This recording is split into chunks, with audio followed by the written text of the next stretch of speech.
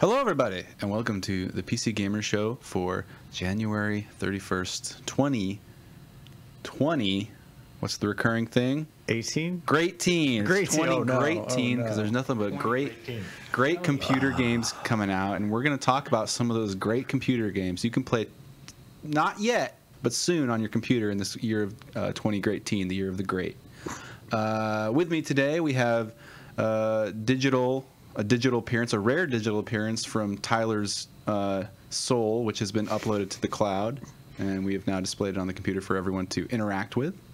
Yeah, I'm an online entity. I live on the internet, extremely online, dangerous way. So Tyler, what have you been getting up to in the cloud up there? What kind of, you've been hacking? You've been... Oh, I've been hanging out in the Amazon AWS shit. And oh yeah? It's wild up here. There's so much data.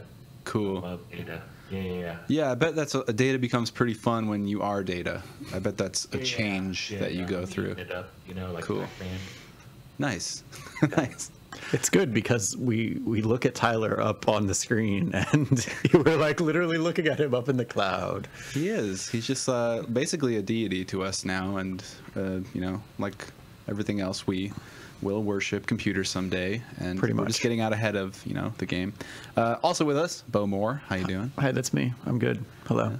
Have you been playing computer games and dreaming? I have actually. Yeah. For once. All right. I've played some games. Well, why don't we? Should we get right into that? Yeah, let's get right into it, as the best podcasters say. Ooh. And talk about what we've been playing. And Bo, I'll kick us off. why don't you kick us off? I've been playing a game that I've meant to play for a really long time, and just finally got around to it. Prey from last year. It's Pray really tell. fun.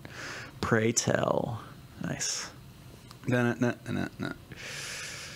It's really good. I'm enjoying it. I'm probably like maybe 15 or so hours in, which is a decent way. I'm getting pretty powerful. I've got a lot of psychic abilities. Cool. That I can turn myself into a coffee mug.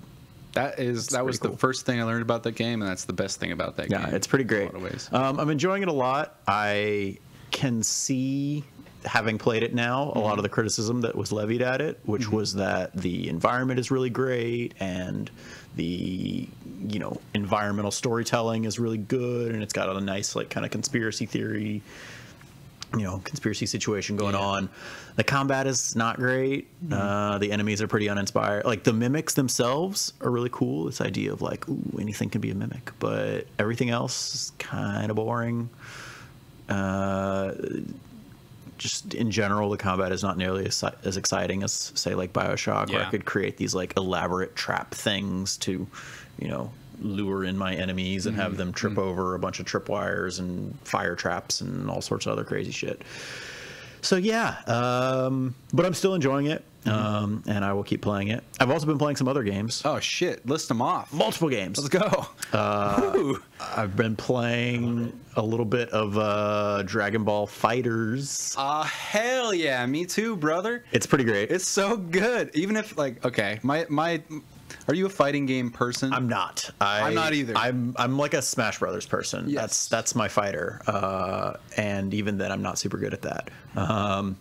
Yeah, I am a button masher of the highest order. So this is it's a good game for that. An excellent game for that.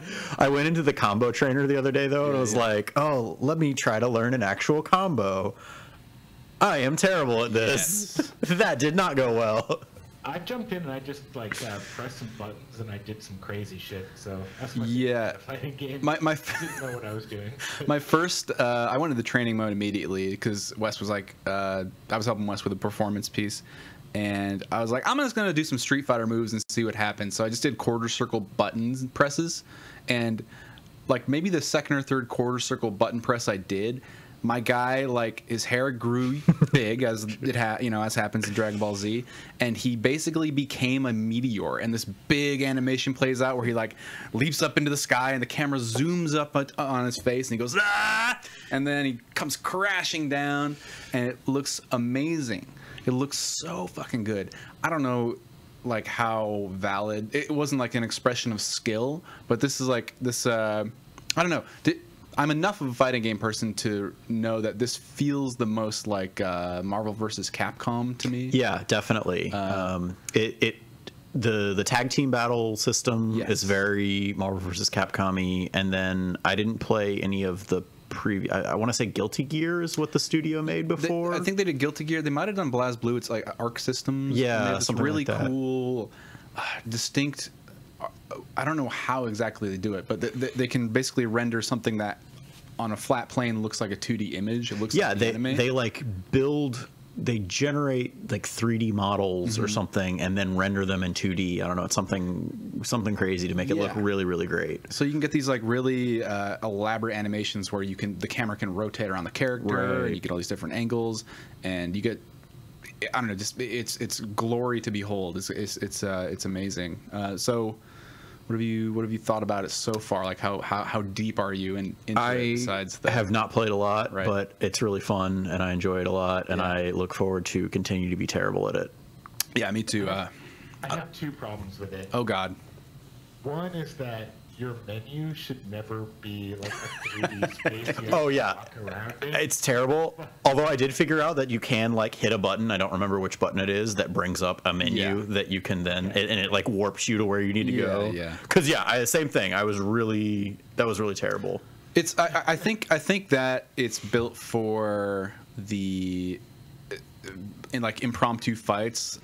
It's not perfect, but like for those of you who don't know, there's the main menu is like this big like you're like a little chibi. It's PlayStation Home. Yeah, basically. Chibi Dragon Ball Z characters, and you kind of waddle around and you can see other players and like do stupid emotes.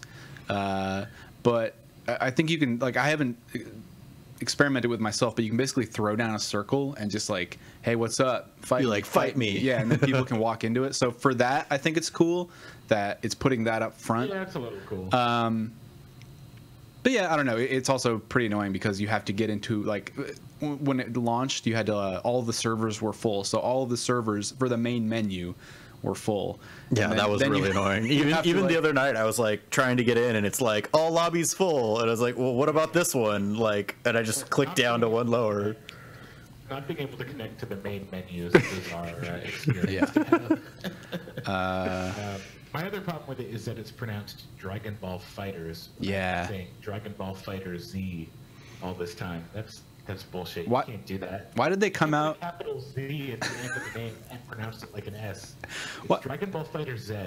Why even make it like why even come out and say, I don't know who said, it was some like representative or developer or someone like came out and like made that distinction. Why? It was like the Bandai Namco like official Twitter account said like, and for the record, it's Fighters, not Fighter Z, not Fighter Z, Fighters.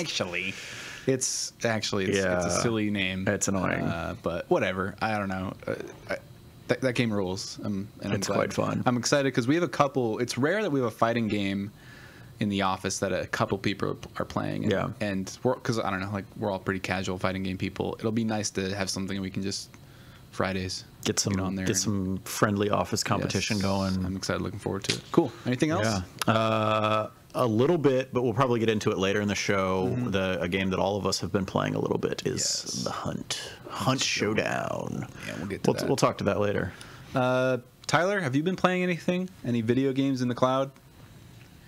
Rocket League, man. Just Rocket League all the time, every day. Yeah.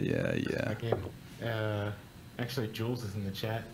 Always playing Snow Day with Jules. Jules wrote a little story about how Snow Day is the best Rocket League mode that he's played, and he's correct. It's the best. It's Rocket League with a puck, and balls are dumb. No one likes them, and everyone should switch to playing Snow Day, which is objectively better. Is the puck still car sized? The puck is very large. Okay. It really changes the game. Like, I have trouble playing with a ball now when I like when one of my normie friends wants to play. Okay. They're like, let's play Rocket League. I'm like, oh, we're gonna hit a ball around. That's because it bounces all over the place, but the puck kind of sticks to the wall, you know. So all right. You get really good at wall play. Nice. I've played approximately 5 matches of Rocket League ever, so Oh my god. that sounds... What am I at here? How many hours? How many hours? 316. Hot damn. Matches or hours? How many hours? Yeah, it's been out for what, like just over 2 years, maybe just over 2 years, or When did it come out? Like 2014? it was when I first started working with you suckers. So around 2 years ago, and I remember asking if I thought 2015. any of you guys were gonna still be playing this in 2 years, and I guess the answer is yes. It's funny that 300 hours implies that it's just like a perfect go-to game for here and there, just hopping into consistently. Yeah, it's so fast to like open it up and just search for a match. I think they can't hear me. Maybe they can. I don't know. Uh-oh. Can't hear him? Again? God damn it. God damn it. Let me bump Tyler up real quick. I know my mic sounded weird. Let's give it a sec. I'll edit this chat. Can you hear Tyler or not? We got someone saying no. Can you hear me? Yeah, just keep singing. Tyler's quiet, but I can hear him. I'll see if I can bump up. What? Oh, did you just do that? I moved my microphone. How about that? Okay, that might be helping. He's audible but distant. I can hear Tyler, but he is quiet. Our testing worked. Hear him, but he's quiet. Let me bump him up real quick. 1 sec. As James goes off screen. Rocket League's the only game that there is. It is just the one true game. Yeah. I'm pretty sure Overwatch is the one true game. Sorry. That's a lie. I guess we'll have to fight about this in Dragon Ball Z Fighters. Dragon Ball Fighters. Dragon Ball Fighters. Okay, listeners. He should be a little louder. A little louder? You're louder in our headphones, so I'm assuming that indicates... Isn't Will somewhere to fix the audio? No, we don't have producers anymore, unfortunately. I'm the lone producer on this project. We just produce ourselves. Cool. All right, well, we're going to have to roll with that if they can hear or not. Our testing showed that you can hear him, so we'll just, unless it becomes spammed in the chat. Wow. Cool. What are you playing, James? What am I playing? Oh God, I had a list. Dragon Ball Z, which we talked about. Nice. Celeste. You guys know Celeste? I do. I've heard some very good things about it. Celeste is a platformer in a very, well, in some ways in a very traditional mold, right? Mm-hmm. Big spiky gauntlets that you need to jump through and wall jump through and yada yada. Kind of Super Meat Boy-esque. Very Super Meat Boy-esque. 2 buttons. One is jump. The other is this dash move, which basically gives you it's a double jump. Yeah, you could say that. An air dodge, air jump, air jump, air dash, and you can also grip the wall. Nice. So temporarily you can grip a wall, and I haven't seen exactly how that's used to great effect, other than like there are some bits where you might hop on a moving block and carry that momentum, but like when the moving block stops, you let go and it'll throw you across the room.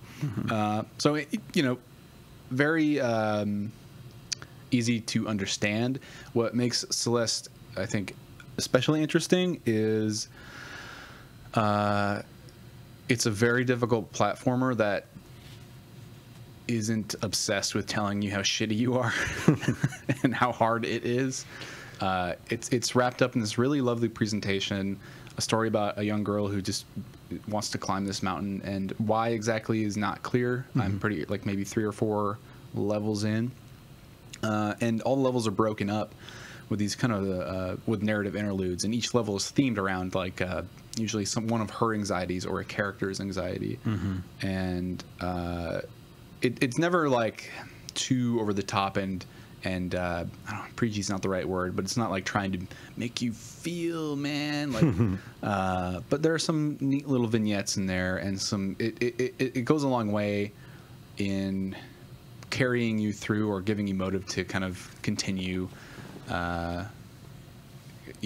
throwing yourself at a wall of spikes time and time again. Nice. Which I appreciate, because I'm personally very tired of like games that revel and like fetishize being difficult, like you have something to prove. And no, Dark Souls doesn't do that. Don't come at me. It does not do that. Yeah, so Celeste is great. You should all play it. I played it on the Nintendo Switch. Don't tell.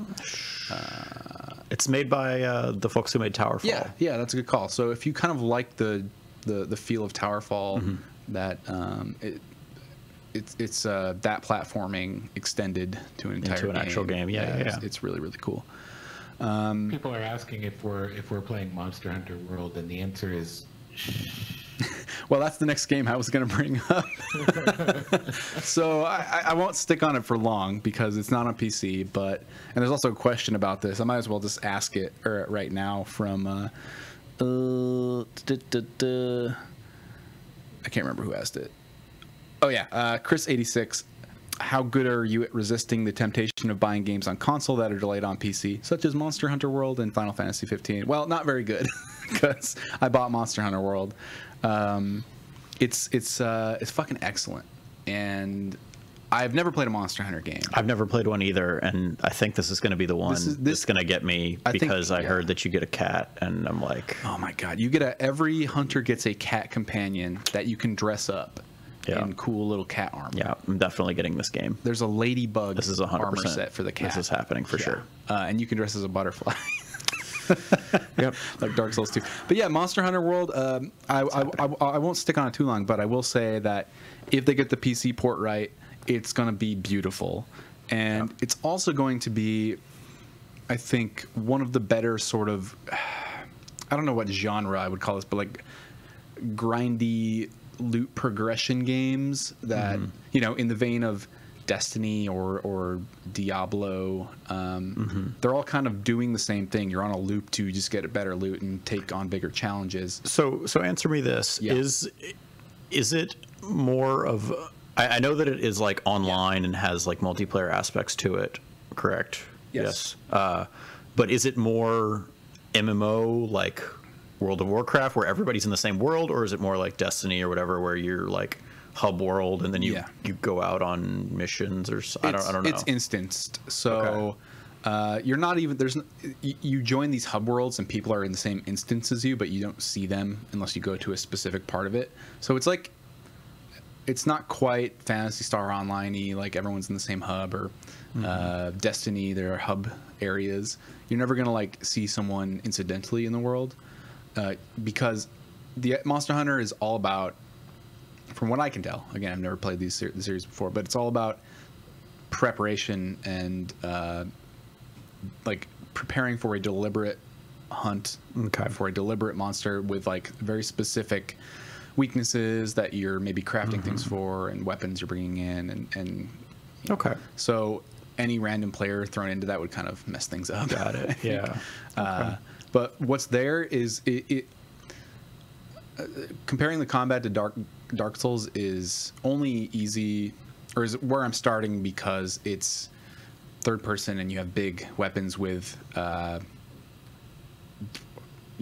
slow, again, deliberate swings where you commit to them and you can't really cancel out of attacks. But fighting a monster versus fighting something in Dark Souls is very different, because in Dark Souls you can kind of master the movesets of an enemy pretty quickly, and often you're just min-maxing an area and usually taking dudes one-on-one. In Monster Hunter World, it feels like the combat and the weapons you have are more like to keep the dangers at bay, and like you are struggling against an unpredictable, massive thing that kind of constantly on the razor's edge of death. Yeah, not even like like it's not difficult early on, but it's definitely these battles aren't over in like 3 minutes. They're over in like 20 minutes, and you're running across the map, and two animals might find each other and like just tear each other apart. And there's like a kind of a very video gamey ecology there, but it feels like you're entering a biome with behaviors and creatures that live there. And yeah, that sounds cool. Yeah, so it's gonna be, if they get the PC port right, it's gonna be a fucking hit. I can tell you that right now. It's so far my game of the year. and I'm very excited to play more. Nice. Anyway, Monster Hunter. But we all three of us, especially Tyler, has been playing. Is it an alpha at this point? Yeah, I think it's an alpha. It's an alpha, a closed alpha, for Hunt Showdown. And Hunt Showdown is, well, I thought Crytek was gone, but apparently not. Crytek is not gone. They've been cooking. Crytek is back. They are back. They've been cooking up this game called Hunt Showdown, which is, well, how would you describe it, Tyler? What is Hunt Showdown in your eyes? It's a 2v2v2v2v2. How many is that? Five? Are there 5 teams a match? Is that what it is? That sounds about right. I think I could be a little wrong, but you're a 2-player team. It's a survival game without loot, I guess Evan might call it. I mean, you are trying to retrieve something from the map. Yeah, there's sort of loot. You come into it stocked. You know it's guns and ammo. You can restock your ammo, but ideally you conserve it. Yeah, so the idea is you go into this map, this like haunted, monster-infested swamp with a teammate, and you're trying to find a monster, kill it, and take whatever the monster leaves. Is it like coins or something? It's just some kind of trophy. Exactly. But you have other teams of 2 trying to do the same thing and trying to gank you, trying to kill you before you get to it, or kill you after you get to it to take what you have. It's fun. We haven't fought the spider yet. We've been trying. But yeah, it's like a little bit PUBG, a little bit DayZ, a little bit kind of all. It's pretty cool. Right now, it's it's definitely a Crytek game. The alpha has like no graphic settings, so you're just kind of stuck with high, with it on ultra.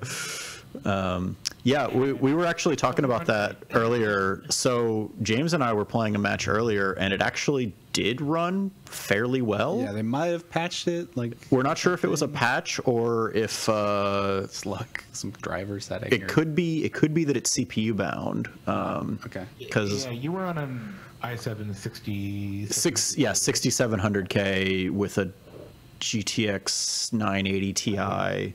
So yeah, because Evan was saying that he also had a 980 Ti and was having difficulty, but he's on like a 4600, I think. Okay. So 2 or 3 generations behind. Here's the hitch in that. I am on a 980, not a Ti 980, but I'm also running a 6700K, and I was having a lot of problems. So I don't know where the bottleneck is. But yeah, we're still kind of figuring that out. We will continue to play this game and figure out where the bottleneck is. Maybe, I mean, it's basically, like a lot of, I think everybody, even, watching streamers, they were saying that the game, it needs some optimizing. Early alpha. So I think it's to be expected. The issue is just that, like, when turning rapidly or into a duel with another player, you'll get a lot of frame rate just drops, a lot of hitches. Chris Livingston was having it basically freeze for 5 seconds. Yikes. Which, can definitely get you dead real fast. And I was having that problem too. But it is an alpha. I don't think they're testing optimization with this particular alpha. So, understood. We can't decide how it runs based on this. It's just kind of a bummer because it's been hard for us to get the best impressions we can while suffering these problems. But overall, like I'm still pretty hyped for it. Yeah, performance aside, it's really fun. It's got this, like, for those of you who aren't familiar, it has this basically like permadeath mechanic to it. It's like Darkest Dungeon. You like recruit a guy. Yeah. And you take him into the field, and if he dies, you got to recruit a new guy. And so your whole goal is killing monsters, killing other players, and most importantly, like hunting the big hunt, the spider or whatever. Right now it's just a spider. Just a spider. But there will be. There's actually a new one in there. Oh, really? Butcher. Yeah, I haven't Ooh, gross. Yeah, and so you get a ton of experience for doing these tasks and especially killing the hunt. And then your hunter levels up, but if he dies, he's super dead, and you got to start over with a new hunter. You have to like get into the map, do what you're there to do, and then try to escape. You can escape without killing the main boss, I think. Like you don't. Yeah, you can just go in and just retreat. Yeah. I think that is like the permadeath brings, along with some other design decisions, brings like a weight to every action that you would, or maybe instinctually perform in another big open world shooter like this, because there's no. I think the biggest thing for me, well, one of the big things is beyond the permadeath, which makes like engaging with other people like a big decision, right? Do I want to waste this guy or not? It's an alpha, so it's like less of a commitment. But imagine having like a guy you spent 4 hours on, and he's got all the best gear and data. Beyond that, it's like if you see them but they don't see you, you're like, okay, I could engage. I probably get the drop on them, but like this is possibly a risk that I'm not really willing to take. Like, there's also no like wounded or death indicator for your enemies. So if you shoot someone, and take them out, you don't know if they're actually dead or not, or if they're just like ran away, and that adds like a layer of tension I really like. I didn't get to play. I've only played 1 round with Bo this morning. But I watched quite a bit on Twitch, and there were some really cool encounters where a guy would shoot someone in a barn window, and he would just like fall out of frame or something, and you wouldn't know if he fell because he died or because he took off. And what, like, should he go in and check or not? Like, I mean, even earlier today when we were playing, like we ended up in a firefight with some other players, and James goes down, and then so I'm shooting at this guy, and I hit him, I think, but then like they throw a grenade, so I'm running away, and I turn back around and I see a body on the ground that I like was fairly certain was my enemy. So I was like, okay, he must have gotten shot and is dead. So I go over, I revive James, and then I'm getting shot again. I'm like, oh shit, it was either his partner or it was the same guy, and he wasn't dead. Like I don't know. Yeah, it was, and then we both died, and it was sad, but it was pretty cool. Yeah. The other thing that really stands out to me is the sound design. The whole time we were using small cues, whether like a zombie was alerted, or because if there are several things, there are many things in the environment that serve as a sound cue for other players. Possibly, I don't quite know, but like there are birds. You can spook like a murder of crows. Like obviously shooting your gun or like getting into a fight will make a bunch of noise, but the most horrifying thing are the dying horses that are just in fields. You know, I didn't see that. They're just lying on the ground and they'll neigh at you. Like and so they start neighing when you get near them. Yeah, some of them I think are totally dead, and then some are like still dying, alive enough. That's fucked up. I dig that. There's a commitment this game has to just being a miserable, terrible place that I really admire. There's horrible bee ladies who kill me with bees. I didn't like it. Beats? Yeah, and she makes these moaning, screaming noises. It's thoroughly unpleasant. Evan and I ran into one, so we're getting swarmed with bees. We kill it. The bees are kind of called off, and then another one is like standing way up on top of like a barn or something, just surrounds me with bees, and I'm just getting eaten alive while Evan is trying his best to save me. Yeah, it's spooky as hell, and I don't think I've really had. I mean, I feel tense in a lot of battle royale shooters and some other shooters, but my first experience with this one is just being scared. Yeah, I was like bolt upright, and we locked in. We were playing the day map, so you can play the same map at night. You can buy like a flashlight and equip that. Yeah, and night is rough. I hear it's very difficult. That's where the zombie characters and so on become much more important to keep track of. And one thing. Sorry, go for it.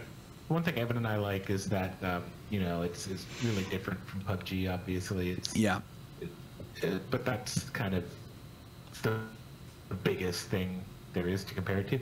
So PUBG, of course, does like a blue circle to get the players to interact with each other, right? Yeah. I think we like the sort of natural way it does kind of the same thing, but makes information really important. Because at first, you're just looking for the monster that you want to kill. So you first look for clues by doing like a spirit detective vision kind of thing. Yeah. And every time you find a clue, raise out part of your map, so you know where not to look. So then you'll probably move to a non-grayed out part of the map. But all the other teams are doing the same thing, and you don't know how much information they have. Like, you might be in a grayed out area, but they could be there too, because they might not know that the monster isn't there. So you never really know who has what information or when you're going to encounter them. But over time, everyone is going to eventually be funneled toward the toward the monster that we're all looking for. So it's when you encounter someone, you just have no idea like what they're doing there, if they know what you know. If maybe they're going toward the monster and they already know where it is, you don't know. Yeah, and well, that opens up a lot of some different strategies, including like the natural tendency might be to rush as quickly as you can to find the spider or the monster, and then just initiate, and kill it and get it. But I've noticed a lot of people just like everyone getting to the barn or wherever the spider is, and just kind of like chilling on the perimeter and waiting for other players to roll in. Yeah. And just taking them out one by one. Yeah, ideally you clear the map before you take it on, because someone's going to come after you as you try to run away with the loot. I think you guys did that, didn't you?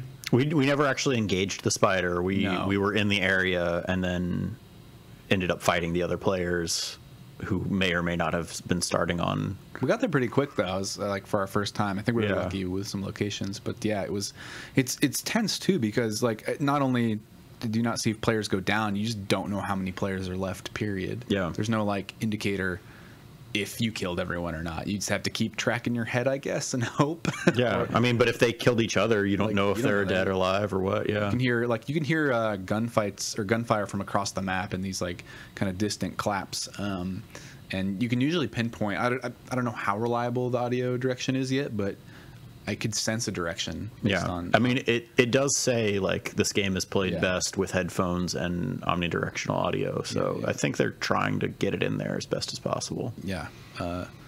So yeah, it feels pretty unique when I look at the landscape of multiplayer shooters and see Hunt Showdown in there, taking kind of the presentation, or at least like the framework of a battle royale, scaling it down a bit and adding consequence to just about everything you do, and adding a bunch of zombies, and adding a bunch of creepy ass zombies, and a beautiful engine that hopefully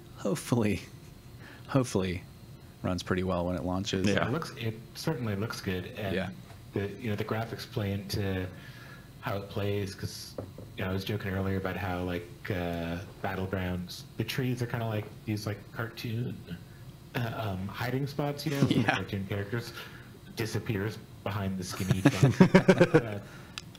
But in Hunt, you can really get lost in a forest, and you can see someone a second, and then they're in the brush, and there's these thick tree trunks, and all kinds of foliage that you can really have a pretty crazy duel running through the woods. I had a couple of those, but again, it's tough to feel good about a duel when your frame rate is dropping so much. Yeah. And even without that, like neither of us could hit each other.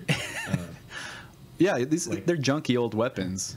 Yeah, it's like I clipped a few people. I killed one guy finally, but most of my fights with other players were just us on the other side of like a stream, just firing our rifles back and forth and missing for very Civil War. Well, yeah, the starting rifle I got, I was expecting to do some like the ADS to be pinpoint.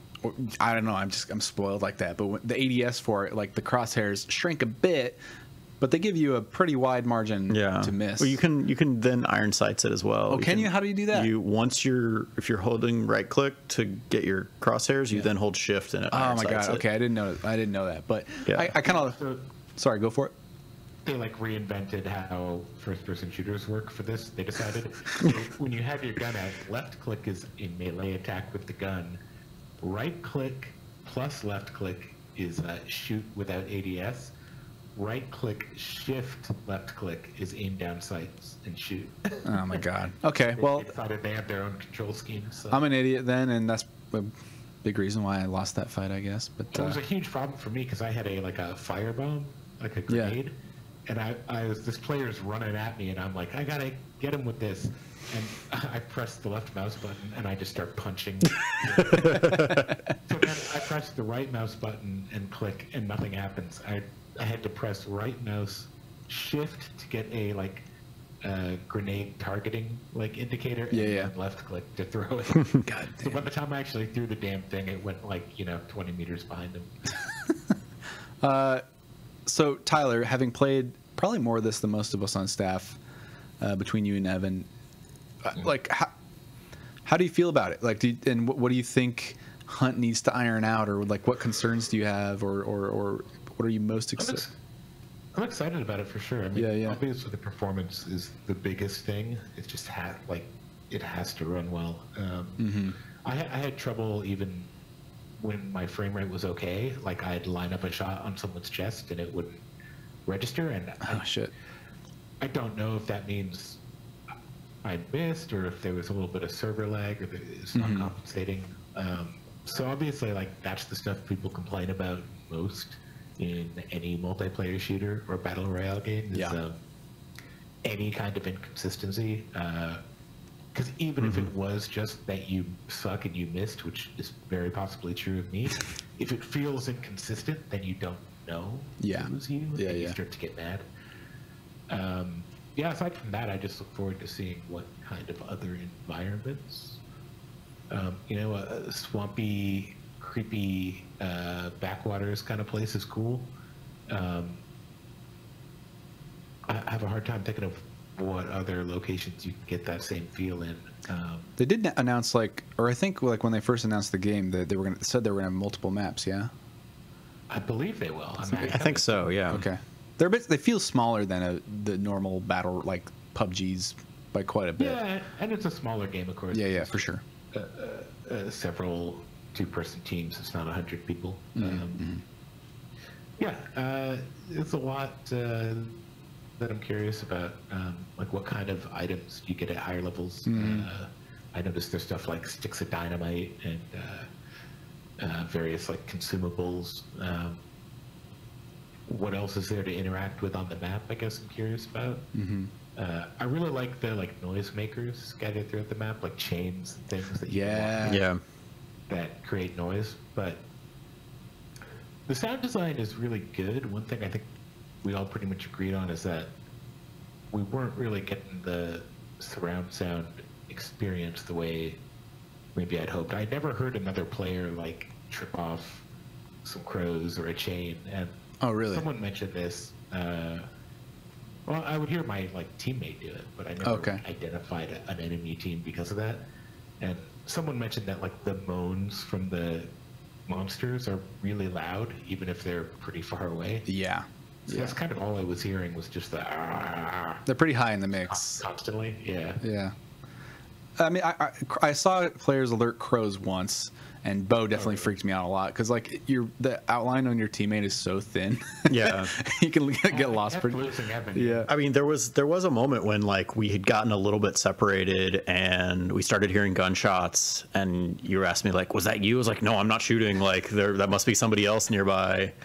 And that's as people play this more and kind of refine these things, we'll learn okay, monsters don't set off crows. So if you hear crows, I don't know this, I'm not sure if the other monsters can set them off or something.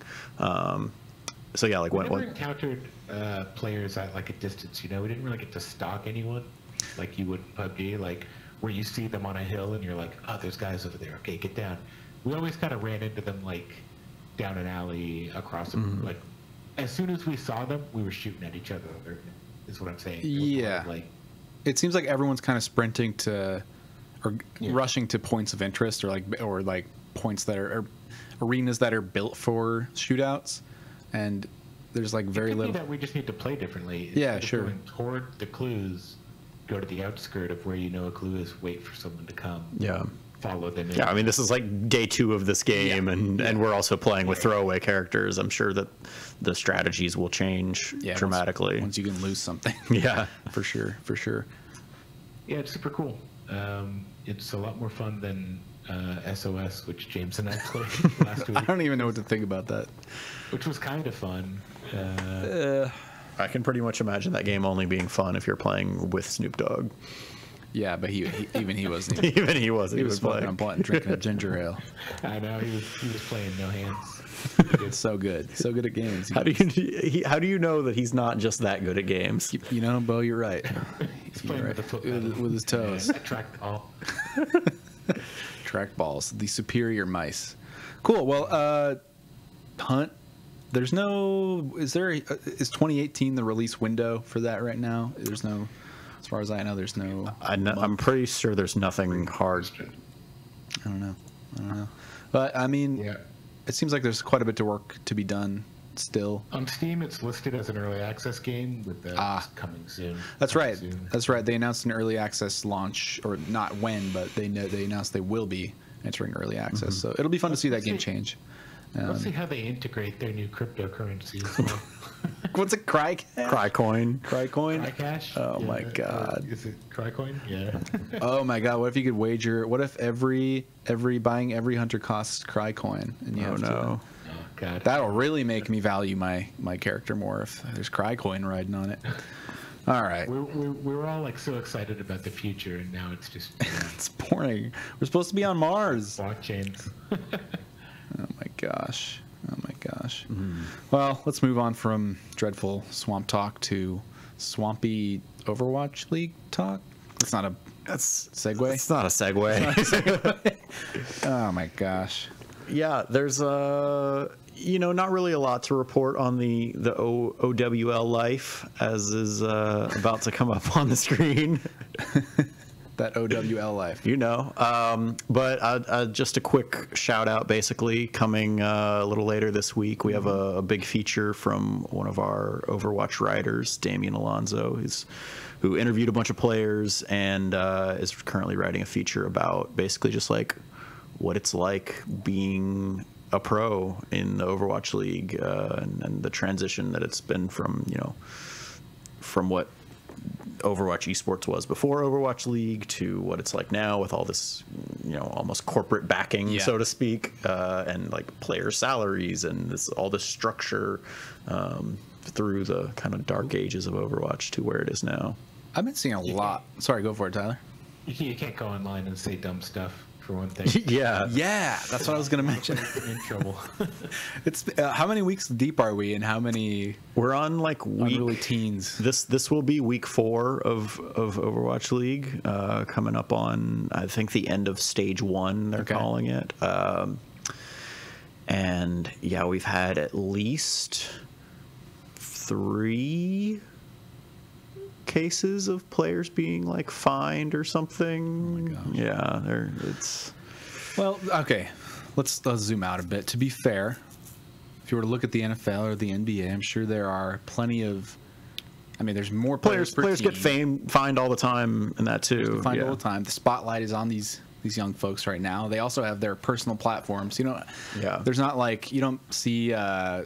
The B squad from Miami Heat like streaming their practice on their off time. Yeah. And commenting on politics or expressing feelings about other people in horrible ways. So there's a lot that we're not seeing perhaps. But Overwatch League, how's it been so far? We're a couple weeks in. Do you think? Are the viewers consistent? Is the presentation consistent? Is the competition there? Is it fun to watch still? I think that it is. I think it is entertaining. It's still kind of coming into its own. I say this since it started, nothing has really changed in terms of the presentation. It kind of is where it is right now in terms of. And all of that is to say, it still has some growing to do. It's very difficult to parse as somebody who isn't super familiar with Overwatch, but that's kind of okay right now. I feel like it's getting. I feel like every time I've tuned in, it's been at least 80,000, if not 100 to 150,000 people watching. Okay. Kind of any given time, whether it's like a Thursday afternoon or a Saturday midday or Friday night. Like all of these times have had pretty solid 100K plus viewers. And so, I mean, I don't know what their goals were for, benchmarks they're trying to hit in terms of viewer numbers, but those seem at least fairly consistent. The competition is good.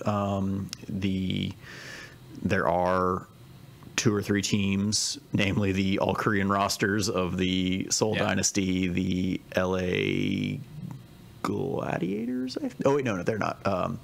Seoul Dynasty, New York Excelsior, and the London Spitfire are the 3 pure Korean teams, and they are the 3 best teams in the league. But the thing is they have also lost some, and in some cases, and in some cases not just to each other. Like they have lost to some of the non-Korean rosters, and so yeah, there are teams that are clearly better and win most of their matches, and there are teams that are clearly worse and have lost more than they have won.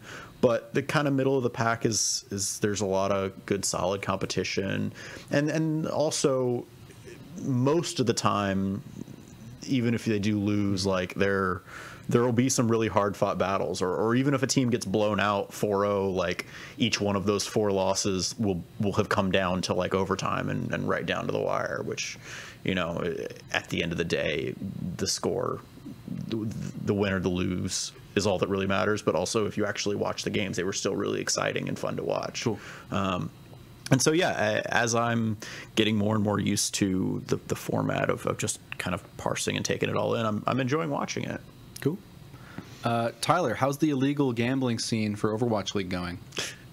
Probably great. I keep getting email. I got the email from this site that was like a leader in esports. I was like, I've never heard of this brand. And then I found out that they were, if they are a leader, they're a leader in esports betting, which is, I think it's only going to grow. Like we have to be really thinking about it and covering it. Like skin gambling is just the beginning of it. People are just throwing money down. And again, with cryptocurrency, like now people are betting in cryptocurrency, and that's got to be harder to regulate, because what even is it? Yeah. So yeah, I'm sure people are betting on Overwatch League. I mean, guaranteed. We just got to find out more about it. Excited to see it keep on going. I'm excited to read this week's racist outrage from whatever team. We'll see how it goes. But yeah, are you still? Is San Francisco Shock still suck? They don't suck. They're kind of they're like a middle lower team, right? I think they're like 2-4 or something. Sucks. Yeah, it sucks a lot. They're not one of the best. It's not my They're not one of the best, but to be fair, one of their best players can't play yet because he still hasn't turned 18. That's right. Michael Jordan has to come of age before playing basketball. Basically. So we'll see how they do once they get their best player or one of their best players. But yeah, I don't know. It's interesting. Yeah. Let's move on to a related topic. Sex. Oh, are they having it? Somehow, probably. So the viewers have been pestering me to get a goddamn Cat Fantastic on the show. And here's the thing, guys. Cat Fantastic is a term that predates Tom by years, I'm fairly sure. Tyler, you've been around. What the fuck is? Can you give us the Cat Fantastic origin story if you know it? Yeah, that's a Logan Decker. Okay. He used to be our editor-in-chief, and he would run Cat Fantastics on our old podcast. Gotcha. Well before we were ever doing streams. And it predates me even. And the name came from a sci-fi book he had called Cat Fantastic, I think. All right. So I ran one at a PAX once because we did it like a public version. We did them on the podcast, but it's got a storied history. Gotcha. Okay, so Tom carried the torch, did those. The point is, everyone's telling me to do Cat Fantastics, and I don't even know what the fuck they are, and I don't. They're quizzes, so I prepared a quiz for you guys. All right. I'm not angry at you. Just understand It that sounds like you're a little angry. I'm not angry. It just takes time. These things take time to make. Like, I like to do good quizzes. If I'm gonna make a quiz, I want it to be. I don't want it to be just something I pull, from a chain email or something. This is gonna be art. And unfortunately, Evan was supposed to be on today's show. We're gonna do the quiz still, but Tyler helped contribute to this quiz. So basically, it's just me answering questions. I don't know how much he remembers, so we'll take. I've wiped it from my mind. So. Okay, but he definitely made up some of the fake answers. You deleted those data points from the cloud. Yeah, and yeah. So this is. All right, onto the theme. I'm over being upset about the Camp Fantastic nagging, but okay. I don't know if you guys know this, but on Steam, there are a lot of games on Steam. I had no idea.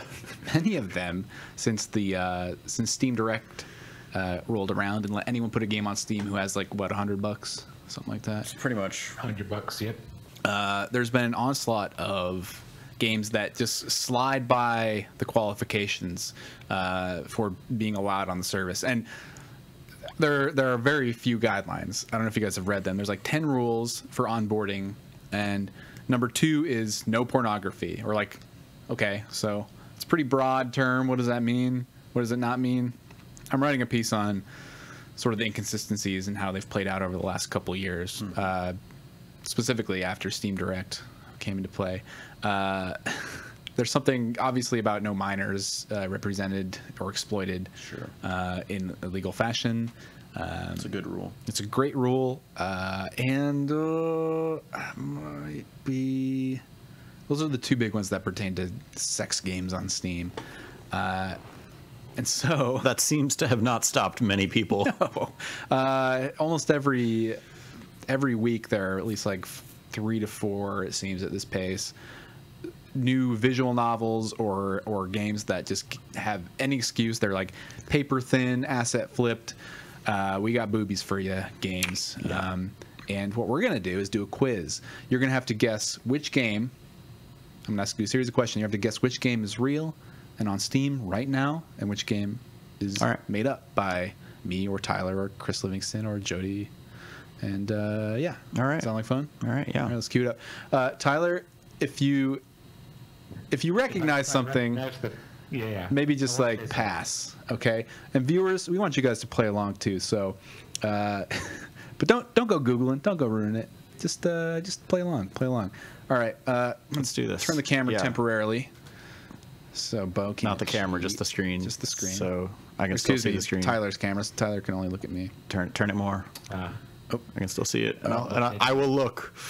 Here we go. All right. Nice. We got 11. Well, 10 including a bonus question. All right. Jody McGregor wrote just the best pun I've ever heard in my life. Nice.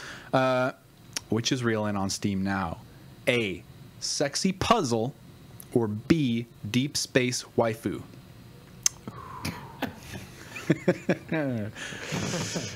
I'm going to say...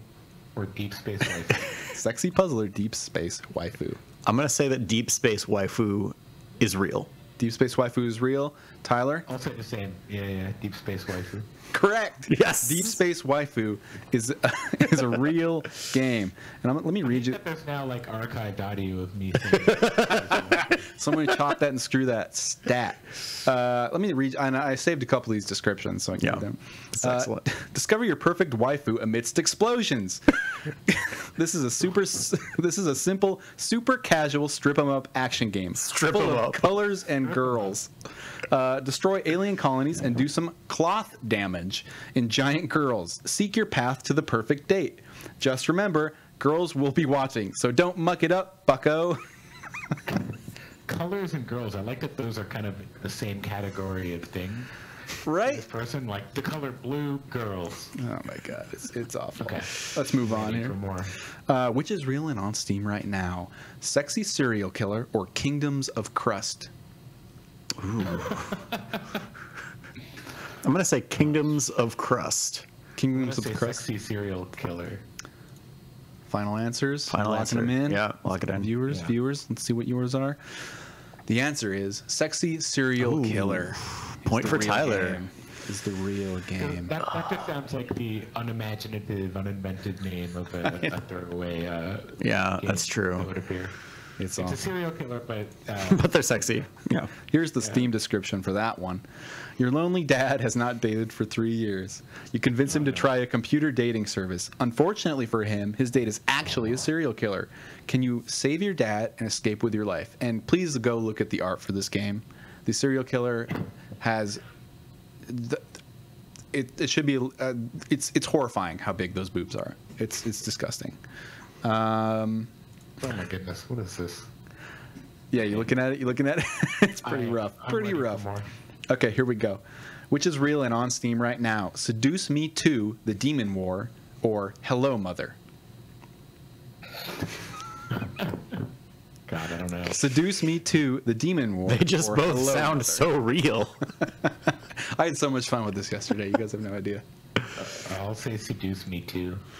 Seduce Me 2, The Demon War. Yeah, definitely. I'm gonna say Hello Mother. Hello Mother. Yeah. Locking them in. Locking Lock them it in. in. Get your answers in. Chat. The answer is Seduce Me 2, Demon Mother. I figured that was it. Or Demon too, War. but- Excuse me, not Demon Mother. Demon Mother. That's Seduce Me 3. Yeah, that's coming soon. It's a wild one. I'm not going to read the description for it because it references the first game for like a paragraph and like guesses that you understand what's going on. But yeah, At apparently least there's a lot happened consistency in the first throughout. game. At least leads there's to the Demon consistency War. throughout the series. Yeah. Moving on. Where are we at? Number 4. Which is reeling on Steam right now? Kissing, Card Battle Ultra, or B, Karma Sutra? A, Kissing, Card Battle Ultra, or B, Karma Sutra? I'm gonna go with A. Kissing. I'm Kissing, gonna pass. Kissing Card Battle Pass. Ultra. Tyler knows this one. So Kissing is your answer? Yeah. It's false. It's Karma Sutra.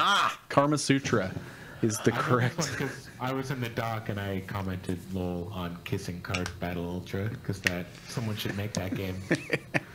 I want a game where it's just like a prolonged card battle to try to kiss.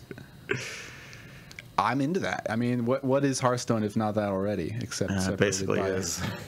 anonymity. Yeah. Yeah, They just added kissing to Hearthstone. that would be it. The ultimate game. That would be the one true game. All right, let's move on again. Number 5. Prepare your brains. Which is real and on Steam right now? Games and Girls or Loin Fantasy 2, The Inner Y? A, Games and Girls, or B, Loin Fantasy 2, The Inner Y? Games and girls. I'm gonna say Games and Girls. I'm gonna say that too because loin fantasy sounds like a joke we would make though. A little bit. Games and Girls, locking it in. Let's see what you got. Yeah. Chat, get your answers in. Get your answers in. Okay, it's pretty split. The correct answer is Games and Girls. Yes. Games and Girls. Again, because it sounded like an unimaginative name that someone would just throw out there and be like, "There's games, there's girls." Like, I saw a game on Steam the other day that's called Anime Girl or Bottle, and the goal of the game is to look at pictures of anime girls and like empty beer. I was waiting for that one to come up in the questions because I remember you talking about this one. It's not even a sexy game. It's just you got to pick: is that an anime girl or a bottle? And you know, It's not even difficult. no, they just look like. Did you see that in that game? Did you watch the trailer for it? Because Oh yeah, there's a reverse mode. yeah, you then control the girls and they have to pick up the bottles or something. High quality content only on Steam. The leading. New ground. It's great. It really is. Let me read the description for that real quick because I like it. This is how everything should be described, just simple and to the Games point. and Girls. Yeah, An episodic visual novel about a gamer and his life with cute girls. But if you look at the art, the cute girl in the art is just like this woman in this insane looking alien bodysuit that exposes as much skin as possible. Just a cute girl. Right, James. That's also the tagline for my autobiography. Hey, all right, here we go. Number 6, which is real and on Steam right now? A, The Wettest Elf, It's that one. or B, Mr. Masagi. It's definitely the A, wettest elf. The wettest elf, or B, Mr. Masaji. Wait, Mr. Masaji? Masaji. Like a racist portmanteau of... Okay. Mr. Miyagi. You're going to say Mr. Masaji is real? And you're going wettest elf, Bo? The wettest elf. Get your answers in, chat. Get your answers in. The correct answer is Mr. Masaji. Damn. Thank you. Shout out to Chris Livingston for the wettest elf. Yeah. Well done, sir. That's a fucking... God, I love it. So wait, do you massage people? Well, let me tell you about Mr. Masaji. It's a dating sim. You too. It's a dating sim where you use your skills to get well-earned massages through your gamepad controllers from a slate of sexy women. So it's implied you go on dates with women and then use your gamepad controller to get a massage. Wait, you get the massage? You're not I understand now. Getting massages from Yes, digital women. What is the point of getting a massage in a game? You can't feel it. Oh, you can. Here's the kicker.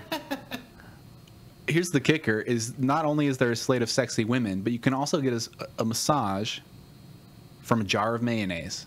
So Oh, sweet. only on Steam, steampowered.com, bringing the best gaming content to you since 1970. No men here. No, just sexy girls. And mayonnaise, but or mayonnaise. it's a little diverse. It's got a jar of mayonnaise. God damn. That is the least diverse thing. Like, I've heard of like a boring dude being described as mayonnaise before, but this is just... Oh, the hits keep coming. Here we go. Number 7. God, Ready. this is good.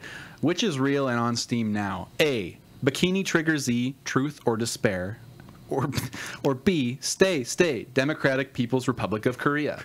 It's the first... No, I mean... A, Bikini Trigger Z, Truth or Despair. Or B, Stay, Democratic People's Republic of Korea.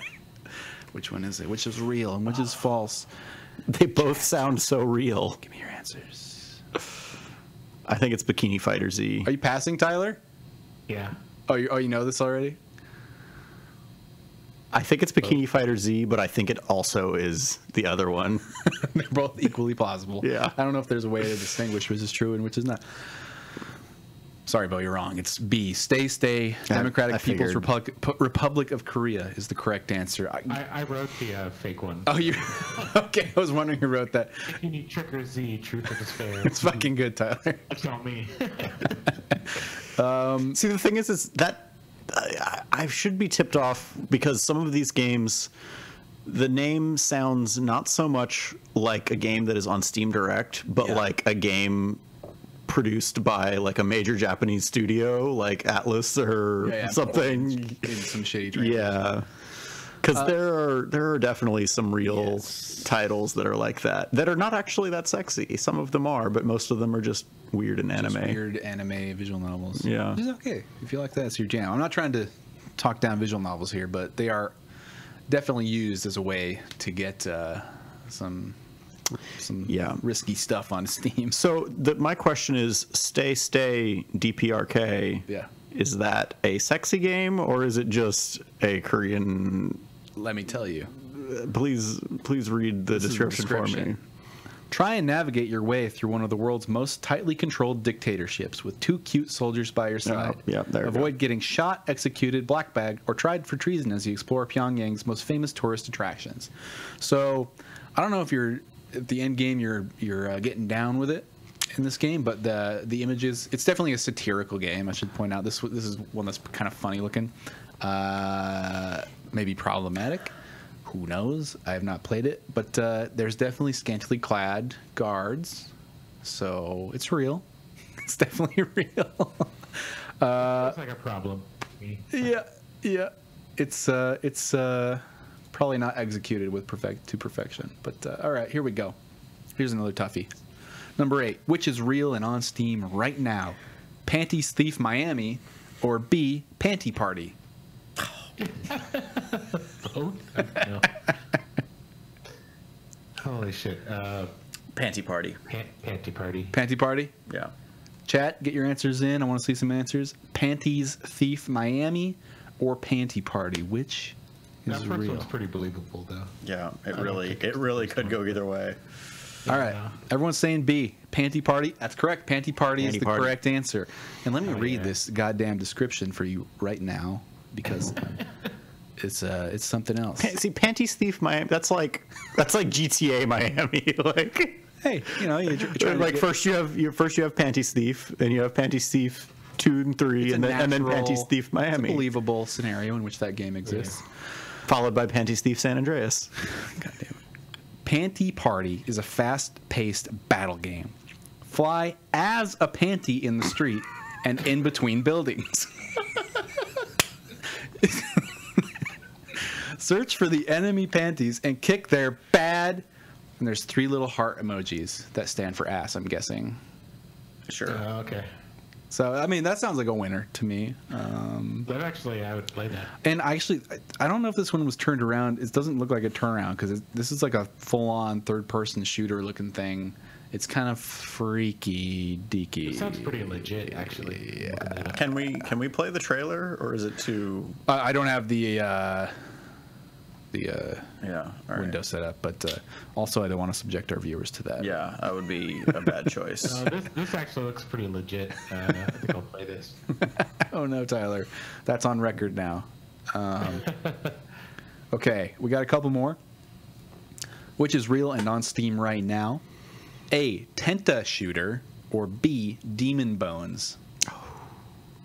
Tenta shooter or Demon Bones.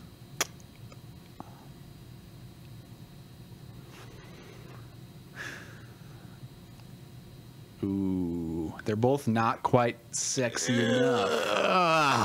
I'm gonna say. You pass. I'm gonna say Demon Bones. You're saying Demon Bones? Yeah. Demon Bones. Chat. What are you thinking? What do you think? Chat's stuck too. They don't know. Ooh. Yep. It's no, it's not Demon Bones. Oh, it's Tenta Shooter. And I wrote Demon Bones too.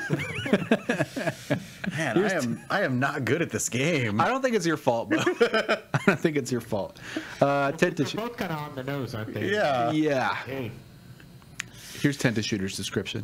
Here comes a shoot-'em-up game with a unique theme. Tentacles. Defeat giant monster girls using a powerful bullet counter system.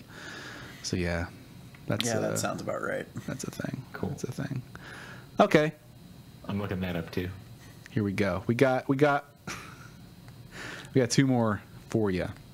I'm ready. My body is ready.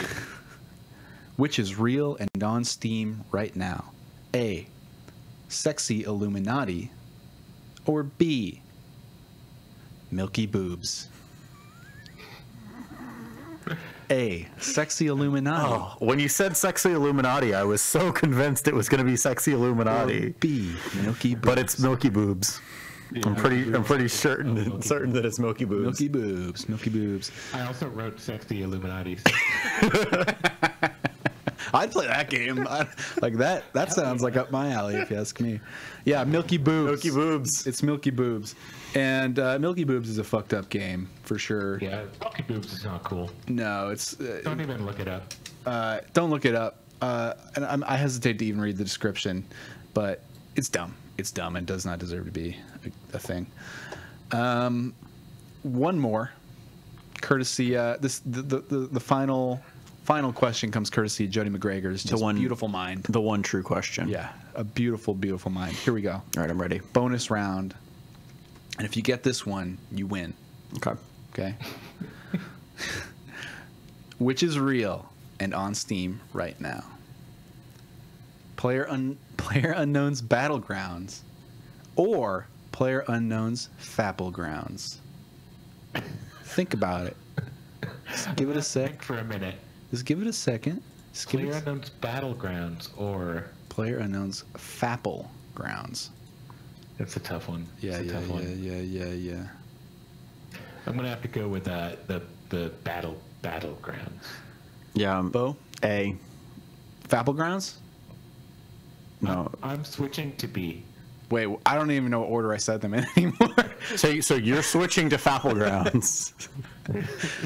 The correct answer. Yeah, I think it's Fapplegrounds. Okay. Yeah. Bo, I'm sorry to say it's not Fapple Grounds. No, man. You lost. You lost. Tyler. You were gonna say you were gonna reveal it, that it was a trick question and it's both, and they're actually. God, you know, I wouldn't be surprised if that happened. If we somehow through this stupid joke conjured it and made it a reality. I just searched for Fapple Grounds and I did find a video called PlayerUnknown's Fapple Grounds. I mean, I'm not gonna watch it. But no, I'd say that counts. it seems like a given. counts. A given. But yeah, thanks, Jody, for that. Just gosh, what a good one. What a jeez. Yeah, that's our quiz for the evening. So I hope you enjoyed it, and I hope did. you maybe found some really interesting games to go try. I don't know what this beat is doing to you, man. I'm on the sex beat, and it's ruining me. People using AI to put your characters into porn. It's just. Oh my god, it's rough. Yeah. So if y'all don't know, there's a technology called, are they calling it deep fakes now? Deep fakes, yeah. Fakes. Yeah. And deep fakes is an AI deep learning algorithm that does magic shit, and basically you can take a clip of a video or something, and it will stitch it on Snapchat, like super fancy Snapchat style, onto another video of your choosing, frame by frame. And it's used for a lot of just awful shit, and the technology, honestly, I think is pretty freaky deaky and scary and foreboding in terms of like what it could be used for in deception and abuse. Yeah. It's not good. No, but it was also used to put Witcher characters' faces onto porn actresses to a very creepy effect. I wrote about that if you want to go to pcgamer.com and slash the dash Witcher dash 3. You'll find it there. But I warn you. Check out that tag. Yeah. Check out that tag. But yeah. Or don't. Or just move on with your life and forget that dark shit exists. Probably a better choice. I'm sorry to just pelt you listeners with some awful shit for the last like 30 minutes. But, you know, we got to confront these things. We got to, just like Steam has to confront these things, hopefully someday. I predate that. Like, I'm writing about this stuff and give this quiz because there are 2 games coming out that are on Steam due February 3rd that are visual novels about full-blooded incest coming soon. So that got me thinking, maybe I should check the backlog and see what else Steam is cooking up. Just a Some really good stuff, apparently. great place for the family. For the family. Keegster says, I still want to play the wettest elf. We all do. We all do. It's getting down to it, though, so let's answer some listener questions. If you're in Twitch chat, tag us, PC Gamer, with a question about video games. Hopefully not about the sexy ones, please, because we don't know very much about that stuff. And we'll get to it if you can. We do take our Discord listener questions first, and if you don't know what the hell I'm talking about, you can go to club.pcgamer.com to find out more. We have a PC Gamer Club. It's like a $5 a month subscription where you get an invite to our private Discord, which is pretty busy and growing, and it's really fun. You get an ad-free experience on the site. You get free game each month. You get all the beta keys that we get in bulk. We send them to you first, whatever they are. Now we have in-game items in a couple games like Elite Dangerous, Rising Storm 2. Am I right? Yep. Some pretty cool cosmetic items, and we'll probably have more on the way soon. So you get a good amount for $5. Am I missing anything there? Oh, Geralt pictures and a digital subscription to our magazine too. So it's a lot. It's a big package. Anyway, let's get to the questions. Again, tag PC Gamer in the Twitch chat, and we'll try to get to them. But we do have a decent amount of listener questions so far. Opening with one from last week, JBJ Blaze. Oh gosh, I scrolled down. This is for you, Bo, Mr. Overwatch. Boverwatch, as he's called colloquially. What are your favorite exhibits in Blizzard World in Overwatch? And is there anything you wish you could do or see there? Do you think it would work fine in competitive play if it hasn't been added to the rotation already? For myself, I just want to spend more time in it like a theme park rather than a versus multiplayer map. I guess there's skirmish for that, though. So kind of a loaded question, but Blizzard World, how's the map? What's going on? Snax Ramus. Snax Ramus? What the fuck is that? Is that a Blizzard thing? Naxxramas is a dungeon from World of Warcraft and Hearthstone, but you can get snacks there. Tight. Basically, it's just full of puns. The whole map is full of puns, and I love it. Yeah, Naxxramas is probably my favorite that comes to mind immediately. But overall, the map is pretty cool. I've only played a handful of matches on it. I haven't really gotten a ton of time, but it seems pretty good so far. There's a couple of solid choke points that, I don't know, it'll take some adjusting to, but it's a good map. Competitive play? Do you think you'll see it in there? Oh, I mean, it will be soon if it isn't already. I would imagine they're designing all maps with that in mind. Yeah, I mean, it's definitely gonna be added to the rotation. Cool. But yeah, it's definitely worth just going in like skirmish or something and just like looking around. It's a really cool map, and I definitely wish that Blizzard World was like a real theme park that I could go to. You know, at this rate, I wouldn't doubt. Wouldn't rule it out. Yeah. Yeah, Nintendo's getting one in Japan, aren't they, or something like that? Yeah. So. Yeah, I think so. Blizzard is also a very big game company, so who knows? Who knows? I would be down. Cool. Thanks, Bo. Janrin asks, cutest game of 2017? Cutest game of 2017. Cutest game. Do you guys dabble in the cute games? I wrote down two, but realized afterwards they're not that cute. The first is Little Nightmares, but I spelled the little different. It's not very cute. I spelled the little LIL to make it look. That's pretty cute. Nightmare. Yeah. Little Nightmares. I think it's a cute shit in a terrifying world.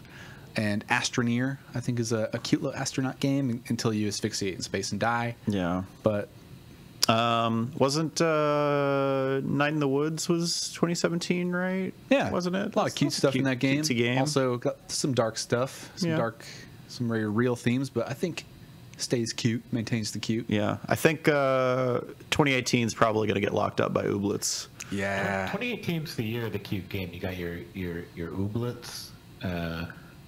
There's a Little Witch Academia game coming out. Yeah, that'll be tight. Yeah. Excited about That's some that. adorable stuff. Yeah. You got the Monster Hunter cat. Yeah, that's pretty cute. That cat's real cute. Yeah. That's like 90% of the reason I want this game. Yeah, it's like the reason. I just want to dress my cat, Bo. Yeah. I named it after my real cat and designed it to look like my real cat. That's a good call. There's like something street market. That looks real cute. Oh, yeah. That's a cat game. Mineko Night Market. There you go. Yeah. 2017 was, I think, lacking in the cute, or maybe there was some cute went under the radar. But yeah, 2018 is definitely going to be a pretty cute year. Mineko's Night Market, yeah. There it is. It's the year of the cute, man, this year. Knights and Bikes, is that one that's coming out this year too? I don't know. Yeah, so we'll see. Celeste is pretty cute. Yeah. A lot of cute stuff.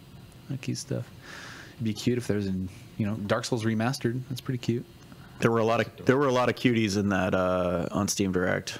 a little too cute sometimes. A little too cute. Yeah. I'm gonna say that it's Nidhogg 2 for 2017. Ooh, yeah. There you go. That is a pretty cute game, but also Adorable. Quite disgusting. Cool. Good cute picks, guys. Fidgety asks, what are your PC specs? And this is a fun one to answer on occasion. If you know them off the top of your head, do share. Me, I have an R9 Nano, 16 gigabytes of RAM, and a Core i5 4960K. I had to write it down because I don't remember off the top of my head. It's my home PC. It's not super up to date. Yeah. It does the job. I have my living room PC that's hooked up to my TV. It's an i5, I want to say like 4600 or something, with a 1070 and probably like 16 gigs of RAM. I don't know. I built it like 4 or 5 years ago. Wow. Yeah. And then the one I use to play games on, though, is an i7 6700 with a 1080. And then my work computer is a i7 6700K with a 980 Ti. Right on. And then all of the laptops are mostly i7 7700s with 1070s and more. Those are fun to play with because they are. I have a lot of laptops. Yeah. At the moment, I'm going with a i7 6700K. And GTX 980, I think 16 gigs of RAM. Yep. You had an old Titan for a while, right? Like a first gen Titan. I had an original Titan. for a time. It's showing its age despite it costing $1,000 Yeah. when it came out. Yeah, it's not worth $1,000. No, definitely not. Not anymore. It was cool. It was bragging rights. Yeah. Cool. Well, thanks for sharing how cool and tough your PCs are. Nothing special. No, A piece. we're not all like outfitted with the biggest and the best all the time. Yeah, like if we want to, we have available in the Yeah. office like crazy. Yeah, rigs, you know. we can Just- dig around with stuff. I have like a super powerful rig sitting behind me that is just not even plugged in right now. Good benchmarking It's rig. testing, yeah. Yeah.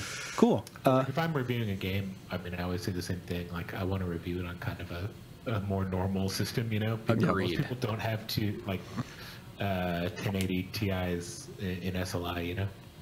Yeah. You don't? I don't Whoa. think most people do. All right, whatever. Maybe everyone does. Okay, wow, casual.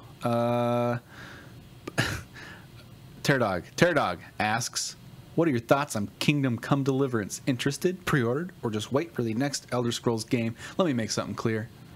Kingdom Come Deliverance is probably not going to be what you're looking for if you're into Elder Scrolls. Well, not exactly. If you're looking for like a casual fun time, going to make some magic and shoot it at the goblin, do the werewolf quest happy times, I think you're going to get weighted down by the, 15, 14 individual inventory slots for clothing and the hunger and thirst system. Yeah. And the combat, which is pretty realistic and brutal, from what I've seen of it. But if you're into that stuff, But if you're into that stuff, I think it's going to be pretty damn cool. It's got some like almost light, I won't say light, like immersive sim inspiration, alongside its really, really deep historical RPG systems. So I'm really curious to see how that all comes together, and it's coming out in what, like 2 weeks, just under 2 weeks. nice. So I would say if you're into that kind of thing, it's the first big game from the studio, I think. So I won't say pre-order. I won't say that, but definitely going to play it. I'm going to play it. We'll have some good coverage on that too, because I think there's a lot of interest around it. People want their Mountain Blade, and this is kind of up that same alley. Yeah. Here we go. Buttface Jones, another Overwatch question. What are your thoughts or reactions to the recent Mercy and Junkrat changes in Overwatch, and how do you think they will impact both the casual game and the professional league? I can answer this. The Junkrat change is really good. It tones down him being just like super powerful. Yeah. He can still do a ton of damage if you are really accurate with the mine, which is what it needs to be. Basically, Yeah. the change is that they added damage fall off, so that if the mine previously, if you were anywhere within the blast radius, it did the full amount of damage, which meant he could basically two-shot people really easily. And now if you're like right at the edge of the mine, it does like way less damage. Okay. But if he still hits you at the center of it, it still does a ton of damage. So basically, you just have to be better, and it makes it so players can't just toss out the mine randomly, get and you lucky. get kind of insta-jibbed. So I think that's a great change. The Mercy changes, I think, are really necessary, but they will impact the game.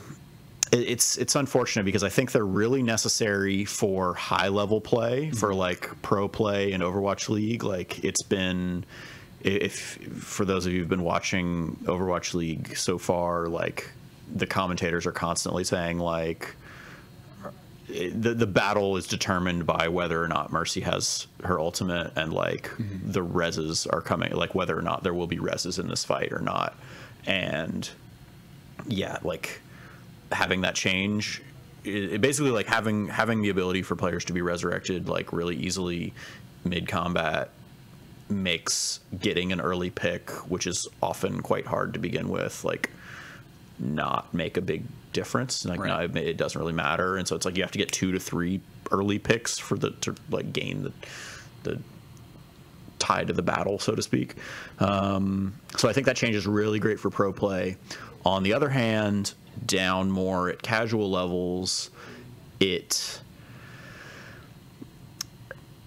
think it's good in that it having the ability to res multiple people, it in a weird way like rewarded players for being bad, like but at the same time it like kept when you're not super amazing and you make a stupid mistake, it's nice to like sometimes be like, oh, I messed up, but like she's got my back and she can get me back up. And most players are not playing at the high level where they know they shouldn't be out of position, like they don't know the positioning and all that stuff. So it was a nice ability at lower levels, but yeah, at the same time it rewarded poor play. So I think overall it's a good change, but I can understand the reasoning for having Resurrects in lower levels. The good thing is there is still a Resurrect. Right. It's just she can't cast it instantly and she doesn't get an extra charge of it. So the process of interrupting the Resurrect is more possible at higher levels. So maybe at low levels, like they'll still get them off. So some necessary. Yeah, it's kind of it's a necessary pain. I think it's good. I mean, and then that's the thing is most of the vocal voices complaining about the Mercy changes are lower skilled Mercy players. Okay. Whereas the people who are supporting it are like high level players. So Overwatch is a difficult game to balance for because there are so many different skill levels, but ideally, this is the thing that developers have said, is they want characters to have both a high or a low skill floor, but a high skill ceiling, so that they are easy to play but difficult to master. And at this point, Mercy, or where she was before, Mercy was both easy to play and kind of easy to master. And this just raises her skill ceiling, I think, and maybe for everybody else it raises the skill ceiling a bit. But yeah, I don't know. It's how it's going to be sometimes. How it's going to be. Big multiplayer games. Cool. We got time for probably one more. And I like this question. Mildo's, what flavor will the new Battlefield game come in? So if you don't know, I think on an investor call or something, a new Battlefield game was basically confirmed for this year. Sure. So to the surprise of no one. Yeah. While also, they mentioned the Anthem, BioWare's big sort of whatever the fuck it is, RPG shooter team thingy, is going to be in 2019. So that was another announcement. But it's not a delay, though. No, it's not a delay, according to them, even though they delayed while announcing a delay. Yeah. Do you think it's going to be Future War, historical, and do you think they're going to do their typical season pass, or like Battlefront 2, give us more of a free content updates, but add in some sort of microtransaction system for cosmetic items or something like that? So first off, I would be surprised if they didn't do historical again, but then again, if it's maybe they try and juggle on and off years between, because they have all these assets and development time done in more modern settings. I wouldn't be surprised to see them go back to a more modern Future War or something. When was the last sci-fi Future War Battlefield? Future War? Oh gosh, what was it called? 2142. Yeah, that was a while. So maybe they do go future. Yeah, I think they'll probably go like World War II. Yeah, I would hope so personally, just because I like that flavor of Battlefield a little better. I like chunkier guns, and that technology is I mean, I guess Star Wars is your future war take on it. So, but I did see someone who leaked Battlefield 1, a YouTuber who just randomly leaks shit. Air quotes, leaked this next Battlefield, and who knows if it's a trustworthy source. This is a total rumor, and this guy could just be making bullshit up. But he, who successfully and accurately leaked a lot of Battlefield 1 stuff, did say it was going to be, I think, modern or closer to modern times. So fuck, I don't know. I feel like it would make sense for it to be World War II and for them to call it Battlefield 2. Battlefield World War II. Battlefield 1 World War II. No. Yeah. It'll be like Final Fantasy games. It'll be good. Battlefield Z Truth or Despair. Yeah. Cool. But yeah, I would be surprised if they don't go season pass, or excuse me, jump on the recent trend of, you know, monetizing things within the game, rewards within the game. Maybe handle it better than Battlefront 2. Yeah, although Battlefront 2 loot boxes are back. Yeah. So I think they've probably learned a lot from that regardless, even though they're back.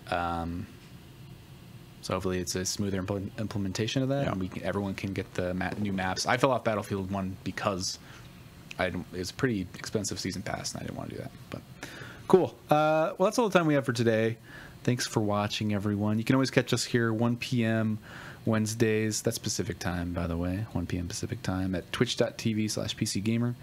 You can catch the VOD later on that evening at youtube.com/PCGamer, or you can go to pcgamer.com/tag/podcast and find all of our podcasts archived there. You can also find the iTunes subscription link there, or the RSS feed, or just download the MP3 directly if you're old school like that. And you can find Tyler in the cloud. Yes, in the cloud, dissipating. He's turning into data and floating I'm away. evaporating back to my abode. Well, it's been nice hanging with your sentient form, Tyler, and Bo. It's been nice hanging with your flesh body in this room together. But until next week, we'll see ya. Bye. Bye. Go hunt a capture.